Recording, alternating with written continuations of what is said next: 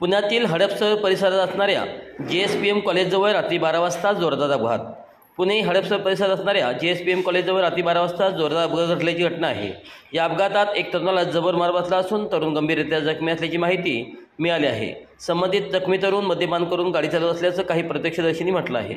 गाडीचा चेंदामेंदा झाल्याचं देखील समोर आलेल्या व्हिडिओमधून पाहायला मिळते। नेमकं काय झालं? पुण्यातील हडपसरमध्ये असलेल्या JSPM कॉलेजजवळ रात्री 12च्या सुमारास नेहमीप्रमाणे वर्दळ होती। त्यावेळी एक अनियंत्रित कार आली। त्यावेळी कारचा वेग इतका होता की लोकांनी रस्ता सोडून चालणं पसंत केलं। कारचं नियंत्रण सुटलं आणि गाडी जोरदार येऊन धडकली। गाडीने धडक दिल्याने आजूबाजूला गाडीचं नुकसान झालं आहे। गाडीचा अपघात झाल्यानंतर लोकांनी ड्रायव्हरला बाहेर काढलं आणि पोलिसांच्या हवाले केलं। या प्रकरणातून पोलिसांकडून तपास सुरू आहे। पुण्यात पुन्हा ड्रिंक अँड ड्राईव्ह। कार चालक मद्यपान करून गाडी चालवत असल्याची प्रत्यक्षदर्शींनी माहिती आहे। दारूच्या नशेत वेगवान कारने दोघांना धडक दिल्याची स्थानिकांनी माहिती दिली आहे। पुण्यात पुन्हा ड्रिंक अँड ड्राईव्हची झाल्याची शक्यता आहे। दरम्यान या प्रकरणात पोलीस अधिकाऱ्यांचा तपास करत आहेत।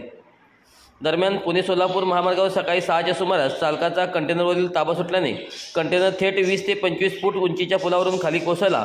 अपघात एवढा भीषण होता की कंटेनर चालकाचा जागीच मृत्यू झाला आहे।